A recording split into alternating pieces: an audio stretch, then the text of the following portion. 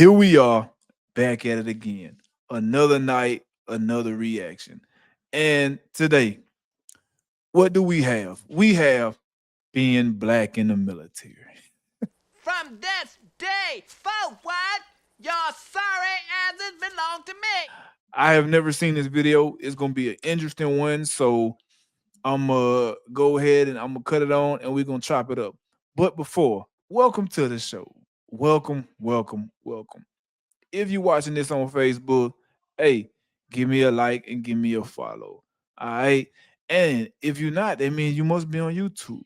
So give me a like and give me a subscribe. Without further ado, we're gonna jump straight into the video. We're gonna see what my guy talking about being black in the military. Here we go. Let me ask you something. Have you ever been gassed? Not like that, dummy. I mean actual gas. The type of gas that the moment you come in contact with it, you start genuinely considering slamming your homeboy just to feel better. I'm talking about the type of gas that will burn your eyes right out the sockets and it's not falling from your nose as you cough like you got bronchitis. How do I know this? Because it happened to me. And I'm already knowing there's 50 people right now about to comment, you signed up for that. Now you missing your front teeth. If I really wanted to get gas, I could just ride in a car with two big backs at the eating Taco Bell with the windows up. That shit was trash. But before we go any deeper, I gotta say this because there's currently an M4 pointed at my nugget. The views expressed are those of the author and do not reflect the official policy or position of the US Army, Department of Defense, or the US government. Do not base your perspective of the military from this video. I'm just sharing some of my experiences, and I picked the funniest, most chaotic one so we could all laugh about it. Now with that being said, growing up in a predominantly black area, joining the military was a major culture shift. I went from being surrounded by Daquan, Malik, and Breon to Jose, Landon, and Lee. Basic training was the worst. I remember it was the literal first day. We had to introduce ourselves, and nothing could prepare me for what I was about to hear, bro. It started all pretty normal, like, hi, my name is Billy, I'm from Kentucky, and I joined the Army to pay for college. But then there was this one dude from Wisconsin. Now, I don't have anything against Wisconsin. I didn't even know that place existed. But this man is out here making y'all look bad because he had the nerve to spit from his nasty lips. I joined the army to kill people and get away with it. All right, check this out now. Like, hey, we ain't gonna go too hard on Wisconsin now. That might be buddy experience, but we ain't gonna go too hard on Wisconsin because I ain't gonna lie. I got a buddy, dang, I forgot your name, little homie. But I got a buddy that I was in AIT with from Wisconsin. And when it came to this construction MOS, bro was a dog. I ain't gonna lie to you. But he grew up in this environment, and that's what he do on the civilian side. He in the National Guard. But Buddy was a dog. I'm talking about he nice with that heavy construction equipment, right? So that's just a little bit, but I didn't want him to go in too far. I didn't want to let this video get too long without, interacting and putting a little something on it. But let's get back into it. Nigga, what? We need to lock him up immediately. This the same exact time and Jeffrey Dahmer was on, bro. And to make it even worse, not only did he end up being my bunkmate, he was the best shooter in the company. This man was the final boss of school threats. I'm talking about 99 accuracy, Hall of Fame aimbot. He had all his badges maxed out. And this is just one of the many experiences I've had being in the military. Now, I was a pretty stand-up soldier. Fitness was good, good shooter, didn't go and get drunk every weekend, and I stayed out of trouble. But when I first joined, I was a demon. I thought I was tough because I came from a bad city, so I didn't care who you were or what rank you had. All it took was for someone to even blink at me the wrong way. Now I had to fight a chick. In most other jobs, if you don't like it, Nah, I ain't gonna lie. That's a common thing I see a lot. Guys who come from harsh environments, guys who come from the hood, the ghetto, the projects, the trenches, as the younger generation may call it. These guys join, and no matter what race, but they join and they feel like a lot of times how you see like the street guys, they think that where they from is the only hood in America. And like a lot of guys who grow up in this environment who haven't been many places or done many things in other places similar to their environment, They think their hood is the hardest hood. They think like no matter what, the way I go on planet Earth is no other human beings that can touch people like me or people from where I'm from. And if you're well traveled, if you're well experienced, you're gonna find out very, very quick if you don't already know that that's not the case, right? Just like you, a lot of people not going either, and much more equipped with the assets to prove that than you may think, right? So, in any other young guys who may have a similar experience to this young man's, I'm gonna tell you, I don't care where you from. It's a hood everywhere in America. It's a slum everywhere in the world, and it's people who get it in for real.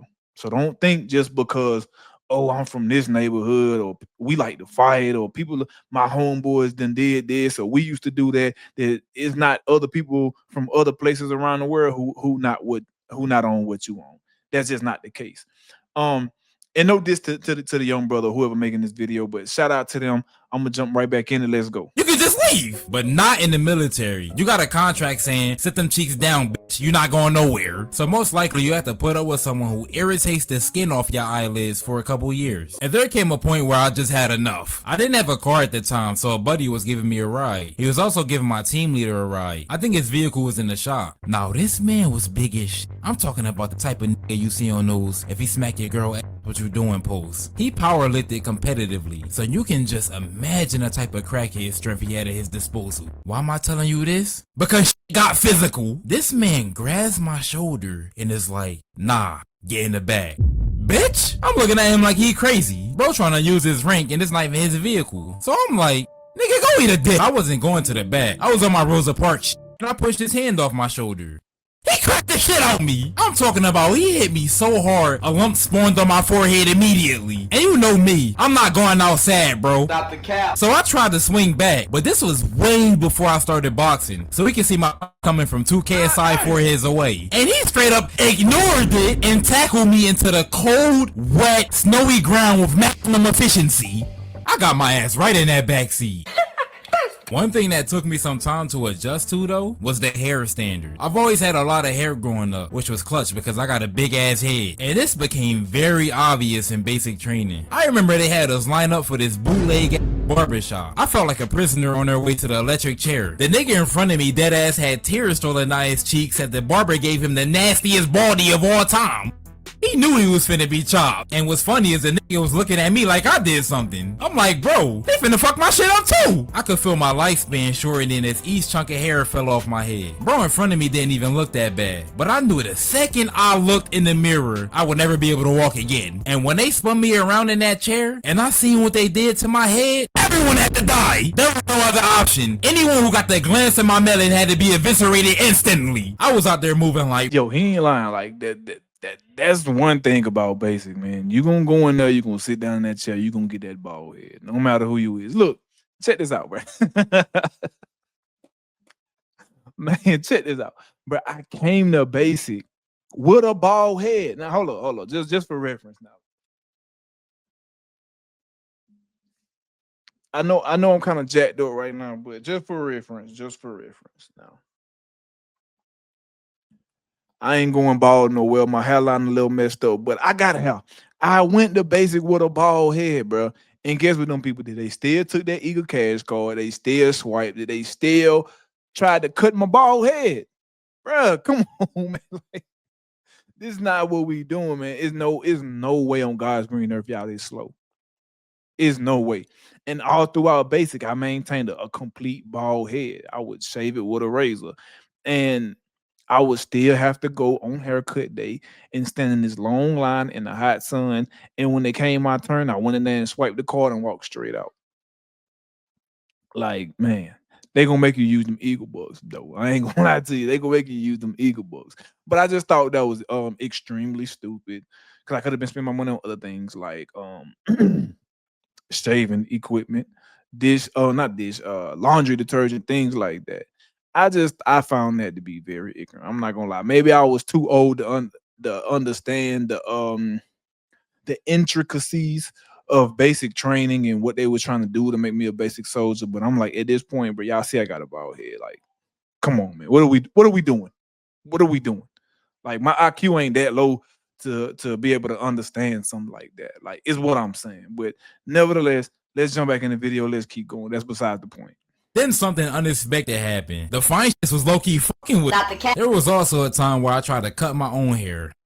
You already know where this is headed. In the army, you have to maintain a clean appearance, and every Monday they would check to see if your shit's straight or not. So it's about 05 in the morning on Monday. PT is in an hour, and I'm getting ready, brushing my teeth and shaving. And then I realized I didn't get a haircut. So I start to tweet because I know they finna be on my ass. But then an evil spirit whispered into my ear and told me, cut it yourself. And I'm like, hold up. This nigga's spitting. So I decide I'm just gonna trim a little around the ears and on the back of my neck, like a little taper. Here's where I f***ed up. I didn't have any actual clippers, just the electric razor I used to shave my balls. Who's a freaky ass nigga? And it had no guard. You know, the little pieces barbers put on the clippers to actually blend your fade. Yeah, I didn't have that shit. In fact, I didn't even know that's what they were for. I thought the razor just blended the fade itself. Yo, mama should have swallowed. So I go to trim around my ear. A fucking clump of hair just fell off. But what makes it even worse, I couldn't just leave a fat ass bald spot sitting on the side of my melon. So I had to cut everything else on the side to make it even. Bro, every cut I did just made it worse. It's like the more I tried to fix it, the worse it got. Eventually, I was completely bald on one side with hair everywhere else. And the pain set in as I realized I had PT in about 20 minutes. Eventually, I just accepted the fact that my shit cooked. And it won't be long until everyone is frying this shit out me. So it's time for me to go to work. I cannot make this up. The literal nanosecond I walked into the company, I heard my name get called. Now, as I reflect on my time in the military, I think my favorite experience had to be when my unit went to. Now, don't get me wrong, this shit sucked. For one, it was hot as shit. I mean, it was so hot, you start hallucinating thinking KSI was actually good. And God forbid you gotta use the bathroom. You might as well just go ahead and slime your grandma right now, cause you'll never get the chance to do it again. You only have— All right, another unique experience about what this young man talking about. He ain't lying, bruh. A lot of people ain't been there, but I ain't gonna lie, I've been there, bruh. In AIT, like, that definitely happened to me, bro. And I ain't gonna lie, I just took my lick because, yeah, like going with the haircut I had, it wasn't going. Going without a haircut, it wasn't going. So yeah, I got in trouble for being bald because they was like, "Who cut this?" You know, come on, man, classic. We gonna lie, the barbershop cut it. No, I did that, and they knew. But I ain't getting in trouble for it. At that point, they was like, "Forget it." You know what I'm saying? Shout out to them drill sergeants. But yeah, bro, he talking about NTC, y'all.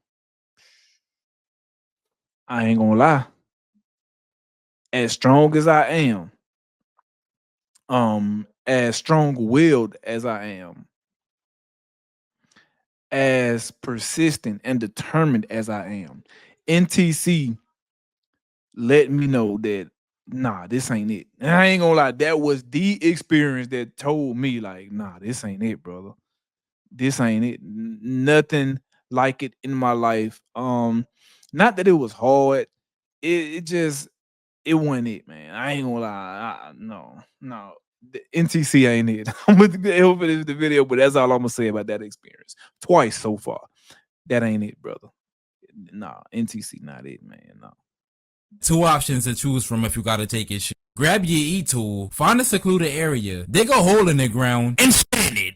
And the craziest part? That's the good option. This next one I wouldn't even wish on my worst enemy. This is a fate only reserved for pure villains like Thanos, Diddy, KSI, and my dad. I'm talking about the Porta-John. Now, not only are they literal human microwaves in that desert heat, but they are the most nasty, disgusting, putrid weapons of destruction I've ever had the misfortune of existing with. Now, obviously, Mr. Clean isn't just going to spawn in every 15 minutes to clean them out, but I don't give a fuck. There will be literal dung filled to the brim of tea. And the very second you decide to step in one, you getting jumped by flies. Now add those together, but make it 500,000 degrees in there. That shit sucks. You can throw a big back from my 600-pound life in there, and it'll walk out looking like Kevin Durant. So it's not hard to see why I chose to do my business in the open. Wait, that don't sound right. But unfortunately, I had the most traumatic experience with this. There was one night where I had to take a before we started bedding down. So I grabbed my e-tool and some baby wipes and I started walking away from everyone. Eventually, I got far enough where I couldn't see the silhouettes of my platoon or their vehicles anymore. So I dug myself a nice little hole and did what I had to do. My nigga, what happened next, I would never be able to alphabetically recover from. So there I am, squatting in the middle of nowhere, when I noticed something. I can hear a vehicle coming in my direction, but it's too dark to see anything. So I start panicking, trying to hurry up and wipe my ass, but it's too late. They getting close now. So I had no other choice. Pants down, dookie in my butt, I start wobbling my ass. All right, that was a little more than I can handle. That was a bit much, but to contribute more to the conversation about what this dude was saying about NTC, he not lying, man. It's dang near dehumanizing what you got to do out there when you got to do your business, man. It's pretty bad. I ain't gonna lie, man.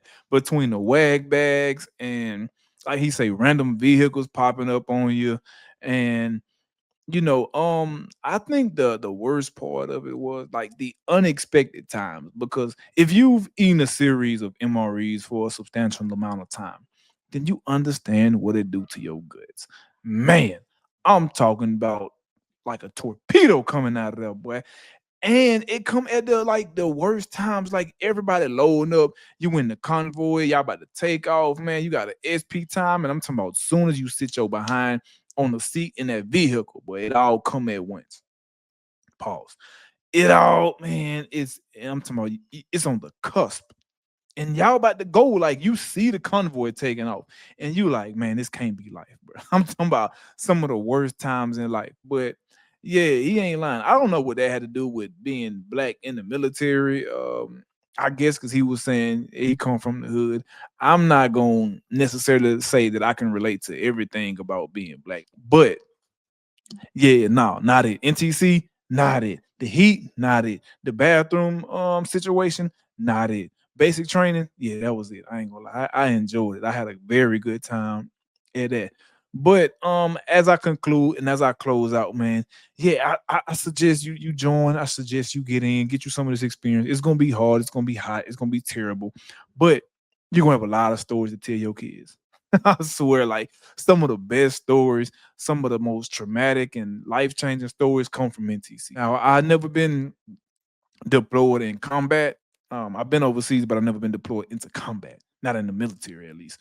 Uh, but this is what I'm gonna say. Like, I'm not gonna go nowhere out on the stretch and say I can compare the two, right?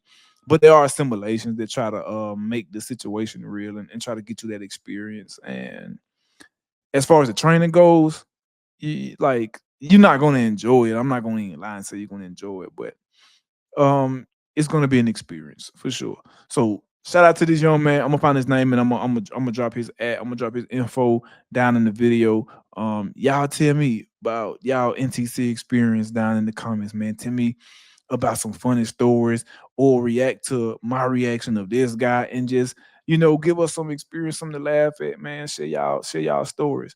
But that's all I got today for this reaction video. I'm gonna catch y'all on another day. I'm gonna catch y'all on another video. I'm out.